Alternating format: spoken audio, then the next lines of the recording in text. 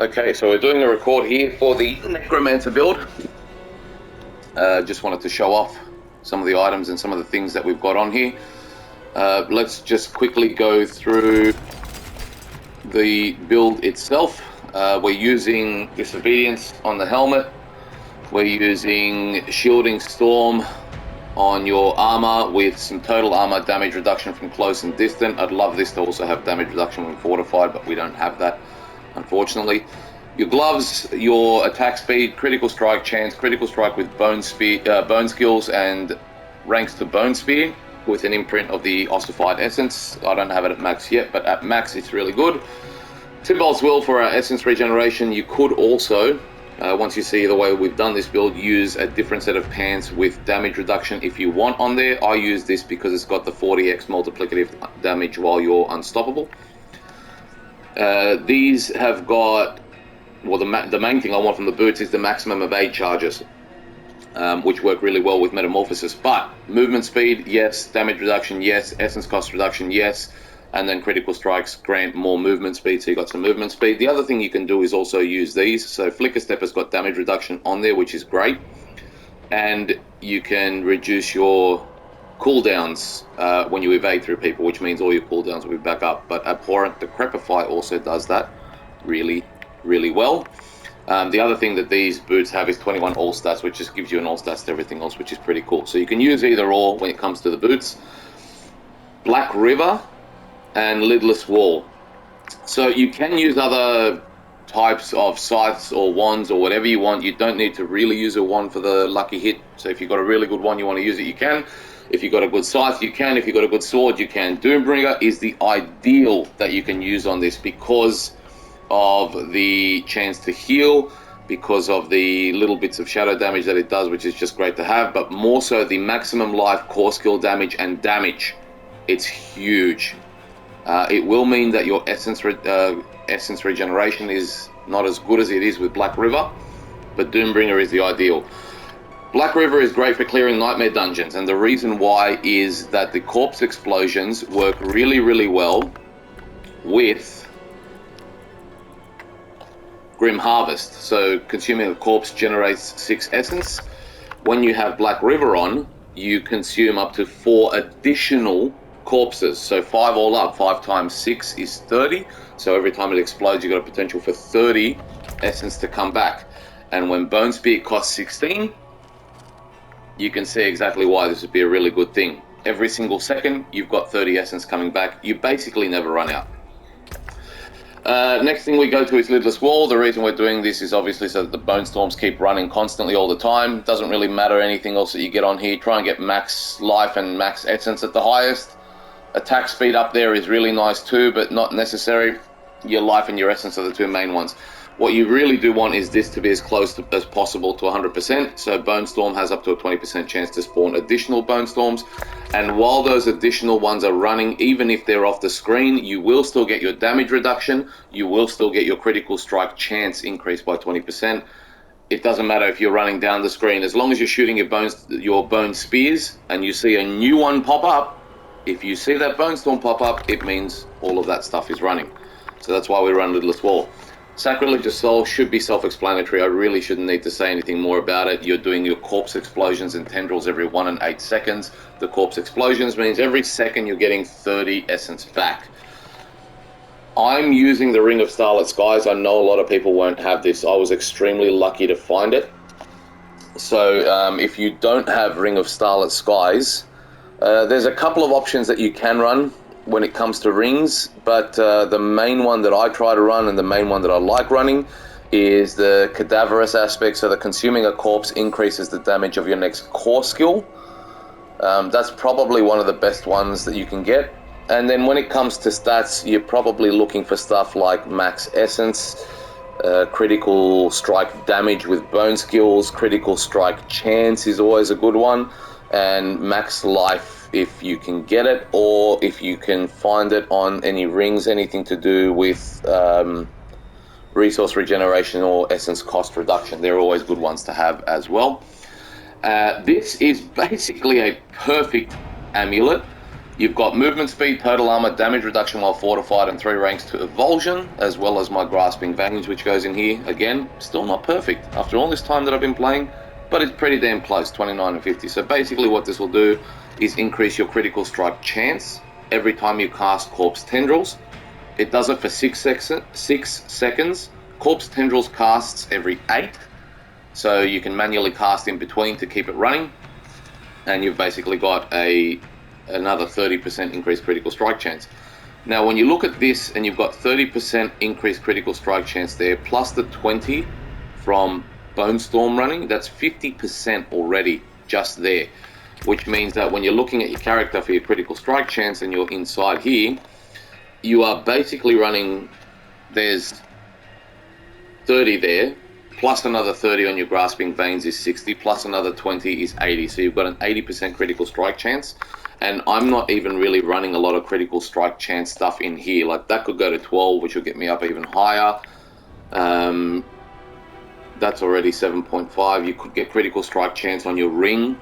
If you wanted to run it on your ring, you could get it on a wand. If you wanted to run it on the wand, you could basically get 100% critical strike chance. But that's the gear and all the stats. Next thing we're going to go over to is just the Vampiric powers. I don't like covering these a lot. I mean, you can use whatever you want, but these are the ones I use because they help. One is Underlying, because you will get... Undying, because you will get healed every time you use Bone Spear or anything, really. And you've got unlimited essence, so use it always. Keep healing. Next is Sanguine Embrace, because that will also give you Fortify, but on top of the Fortifies, when you have Fortify, you get 8% more critical strike chance. So the one that we were looking at earlier, now we're at 88, almost 90%. Metamorphosis, I shouldn't have to tell you that this should be on everything. If you're not using Metamorphosis in Thibault's Will, I don't know, you're making your life hard. Next we got a Resilience. I'm only using Resilience at the moment because of AOZ. It just means you get more damage reduction as you lose life. And for the last one, Ravenous, you can increase your attack speed. It just means that when you're running Bone Spear, you can shoot out Bone Spear a lot quicker, and you can really shoot it out as quick as you want because you've got unlimited essence. The quicker you shoot it, more damage you do, quicker things die. It just shouldn't. It makes sense. Next we go over Book of the Dead. These are 90% of the time going to be the exact same thing. Skeletal Warriors, you use Defender. Why? Because you get 20% resistance to all elements. It's just a no-brainer. It makes it a lot easier to do other stuff when you come into your Paragon board. Next we go Skeletal Mages. I'm doing it vulnerable. You could also go down here and do Overpower, but Bone Spear is not really an Overpower build, hence me going vulnerable. Up here you could go Maximum Essence, because with all the stuff that we're using and with Ossified down in the skill tree, Maximum Essence means more damage. But this to me just gives you more, and it's a multiplicative. That's why I use it. That's why we're here.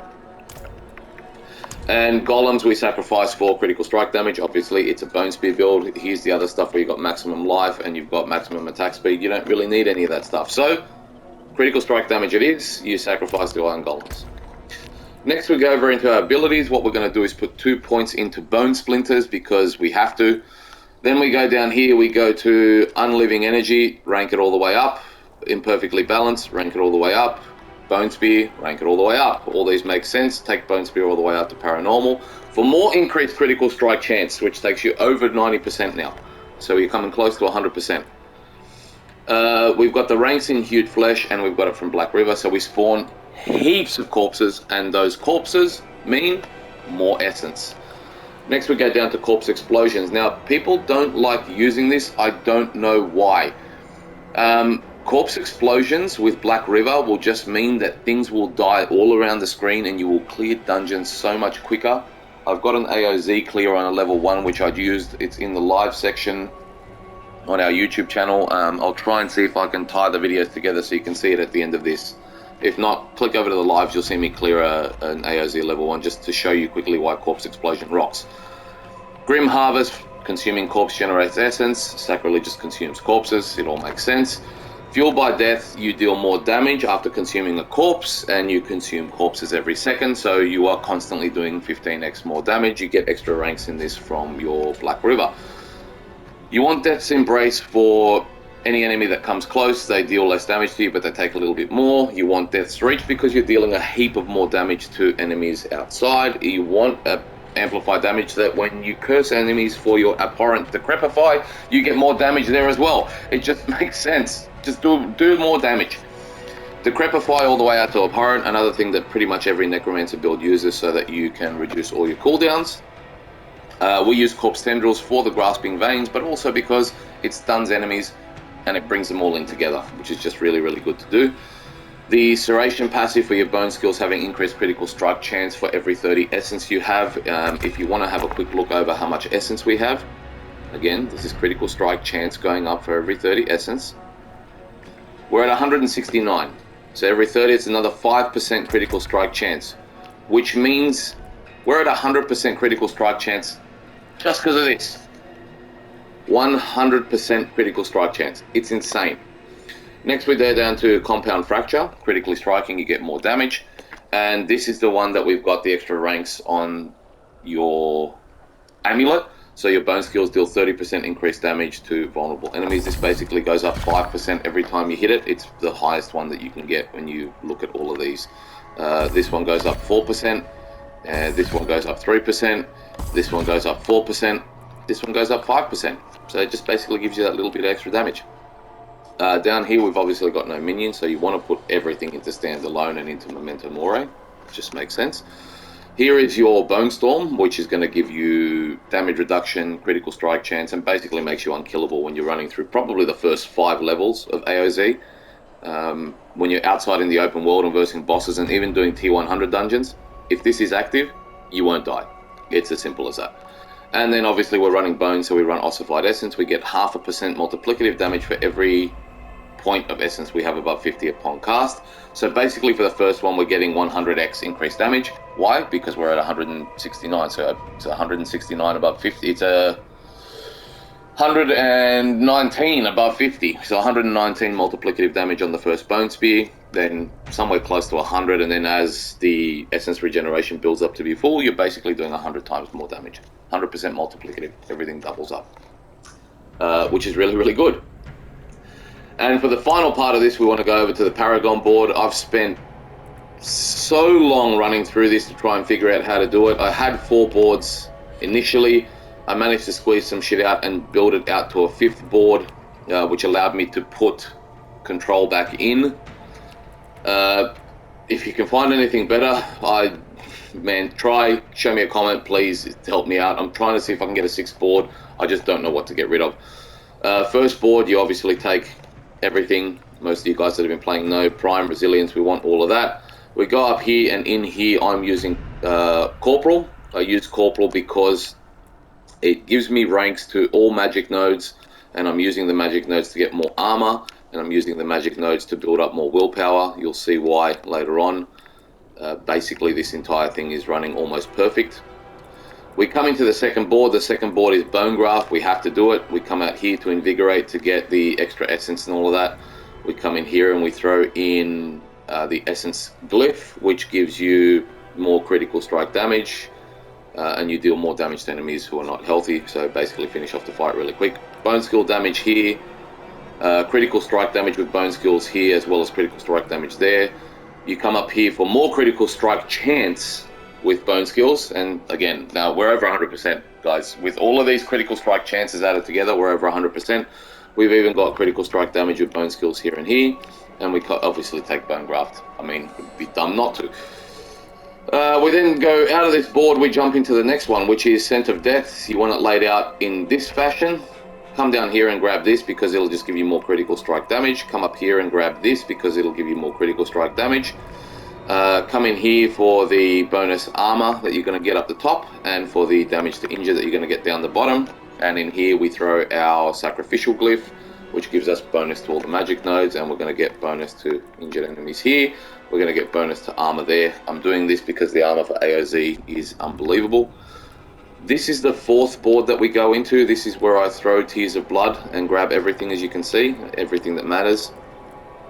Flesh Eater for the 40% increased damage. Damage to injured here, but what you really want is you want to get the dexterity up so you get the critical strike damage. Obviously take everything in here, absolutely everything. There's your resistance to elements there, there's your rare node for targeted that'll give you damage to elites and increased damage and everything else. And then for the last board I'm using Bloodbath. I'm only using it because of the way this is laid out, and I can quickly get the intelligence that I need.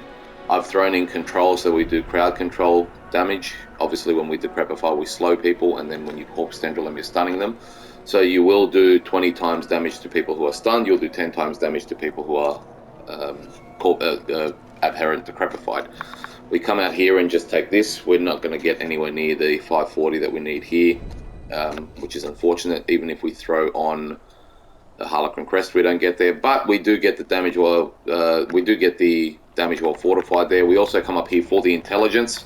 The intelligence is for us to be able to hit this, and we get remedy. That's healing and just intelligence. That's the only reason we're getting it. We come out here for the final intelligence, and that is the build in that. You can see that I've got everything that matters here. I've got everything that matters here. You're also getting all the bonuses. The only reason I'm not getting the bonuses on the 5th is there is no way I'm going to get to 540 dexterity no matter how hard I try. There is no way I'm going to get to 530 here no matter how hard I try. If you use the Godfather, it may just tip you across this, but you'll lose Lidless Wall. And tipping across this is just giving you a little bit of extra additive damage to crowd control enemies, so it's not really worth it. That's the build. And that's everything I've got with it. I'm going to try now and see if I can tag the extra video and just tap it onto the end, which was our live video showing some AOZ gameplay. Otherwise, this will be the end of this video. So I am going to say goodbye now because there is no microphone damage, or there's no microphone going through when we run AOZ.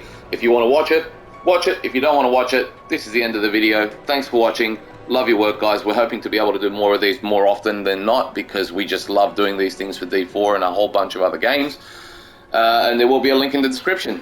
Like, subscribe, do all the fancy stuff that you do because it lets us do more of this. Have a great day.